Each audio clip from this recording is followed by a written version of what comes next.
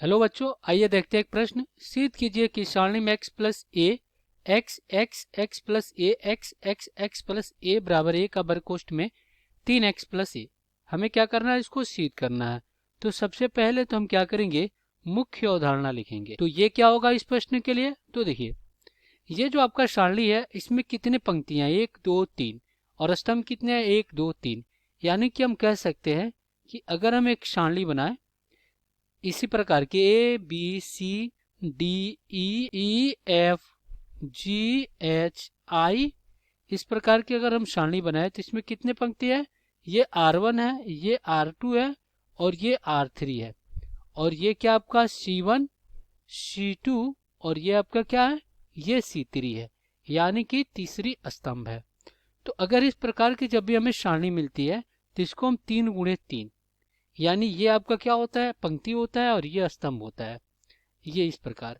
और ये कौन सी अवस्था की सारणी है, ये तृतीय अवस्था की सारणी है, तृतीय अवस्था की सारणी। तो अब क्या करें, इसको हल कर ले। तो हम क्या करेंगे, हल करने के लिए बायां पक्ष लेंगे यानी कि LH लेफ्ट हैंड साइड, और इसको क्या कर लीजिए, यहाँ पे इसको आप मान लीजिए a बराबर सारणी में जो अवयव है क्या है, x प्लस ए एक्स एक्स और ये a आपका, ठीक, ये x x प्लस ए एक्स और फिर यहाँ पे x x और x प्लस ए।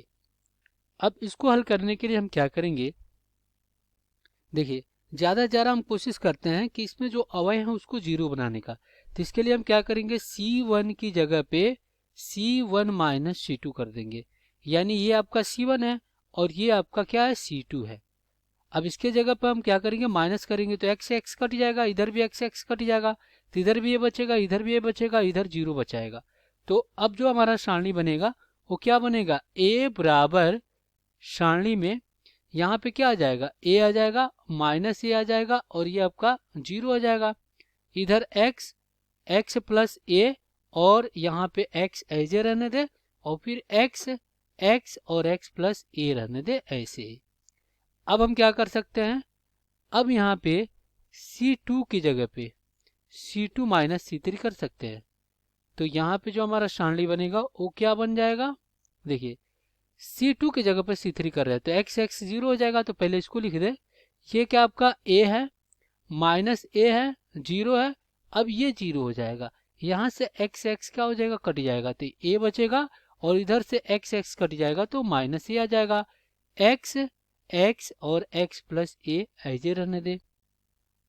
अब हम यहाँ पे क्या करेंगे, R2 की जगह पे R2 प्लस R1 कर दे रहे हैं, R2 की जगह पे R2 प्लस R1 कर दे रहे हैं। तो यहाँ से अपना जो सारणी बनेगा a बराबर, अब यहाँ पे R2 की जगह पर R2 प्लस R1 करेंगे तो ये आपका तो a रहेगा, ये जीरो रहेगा और ये x रहेगा। अब यहाँ पे इसको जोड़ते हैं तो ये में से क्या क्या आ जाएगा, जीरो आ जाएगा। इसको जोड़ते हैं तो ये आपका a ही रहेगा और यहाँ पे इसको जोड़ते हैं तो ये कितना आ जाएगा, ये आपका 2x आ जाएगा। फिर यहाँ पे ये जीरो, ये माइनस a और x प्लस क्या हो जाएगा, a हो जाएगा। अब आप क्या कीजिए, यहाँ पे देखिए ये तो दोनों जीरो जीरो हो गया। अब यहाँ पे क्या बचा, a0x, तो हम क्या करेंगे, यहाँ पे लिखेंगे R1 के सापेक्ष, R1 के सापेक्ष विस्तार करने पर, विस्तार करने पर जब R1 के सापेक्ष विस्तार करेंगे तो हमारा जो सारणी आएगा वो a बराबर, अब इसमें हम क्या करते हैं, इसको और इसको छोड़कर अब इसका गुणा ये वो हो जाएगा, ये हो जाएगा, इसका गुणा इसमें और माइनस चिन्ह के साथ इसका गुणा इसमें करेंगे। बाकी अगर हम इसको लेते हैं तो ये आपका गुणा जीरो से होकर जीरो बना देगा। अगर इसको लेते हैं इसको छोड़कर इसको तो इसका गुणा इसमें जीरो, इसका गुणा इसमें जीरो, तो हम बस एक ही लेंगे यहाँ पे।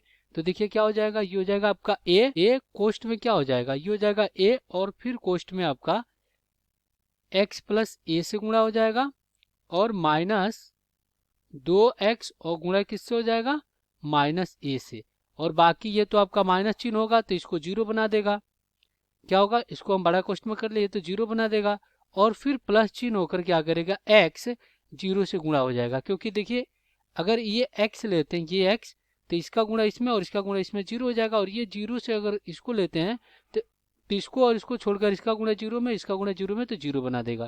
तो यहाँ से हमें ये प्राप्त होगा। अब यहाँ पे a बराबर क्या हो जाएगा, a तो बाहर है आपका, यहाँ पे क्या हो जाएगा, यहाँ पे हो जाएगा ax प्लस a का वर्ग और माइनस माइनस प्लस 2ax हो जाएगा, यही होगा।